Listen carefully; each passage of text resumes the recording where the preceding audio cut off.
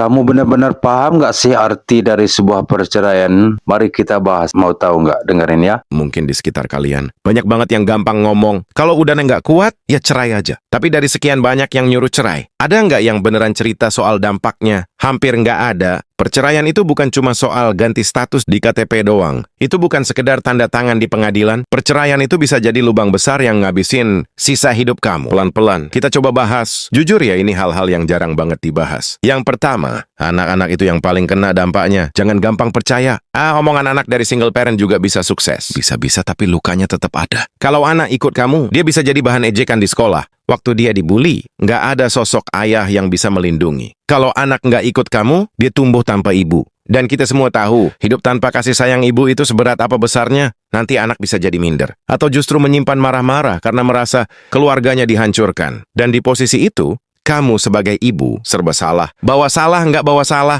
Yang kedua, soal uang, ya memang ada pembagian harta. Tapi jujur aja, cukup nggak sewa rumah pindahan, biaya sekolah anak, kesehatan makan, listrik, air, semuanya tetap bayar penuh. Nggak ada potongan. Cuma karena kamu cerai dulu, pengeluaran ditanggung berdua. Sekarang semua menumpuk di pundak kamu sendiri. Bahkan hal kecil kayak ganti lampu atau benerin keran, semuanya keluar uang. Emang kamu yakin bisa kuat sendirian? Yang ketiga, sepi. Waktu masih muda, makan sendiri, jalan sendiri, rasanya bebas. Tapi nanti pas umur udah di kepala 4 atau 5, orang tua mulai menua, anak udah punya dunianya sendiri. Kamu akan ngerti arti sepi yang sesungguhnya. Lihat pasangan lain masih saling menemani. Sementara kamu bahkan nggak tahu harus telepon siapa. Lebih parah lagi, pas sakit. Nggak ada orang yang sekedar bikinin teh hangat. Dan jangan lupa satu hal, pandangan orang, label janda, itu jauh lebih berat dari yang kamu bayangkan. Omongan orang, tatapan aneh, bisik-bisik di belakang, cari kerja pun kadang ditanya. Nanti nikah lagi. Nggak punya anak lagi. Nggak mau pinjam uang. Mau urus apa-apa.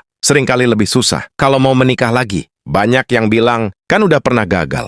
Ya udah, jangan banyak pilih. Bahkan hak untuk memilih pun terasa makin sempit. Jadi sih jangan gampang percaya. Kalau perceraian itu disebut sebagai kebebasan atau awal baru, dalam banyak kasus, itu justru jadi tanda bahwa kamu harus berjuang sendirian melawan hidup. Bukan berarti semua pernikahan harus dipertahankan. Apapun keadaannya. Tapi jangan juga termakan omongan manis. Orang yang nggak hidup di posisi kamu, aneh kan yang nyuruh cerai malah hidupnya utuh-utuh aja. Kalau masih bisa diperbaiki, masih ada anak yang disatukan, masih bisa bareng-bareng cari nafkah, mungkin ada baiknya energi itu dipakai buat memperbaiki, bukan mengakhiri. Karena hidup sendirian atau mulai ulang dengan orang asing, seringkali jauh lebih berat dari yang kita bayangkan. Bagaimana menurut kamu?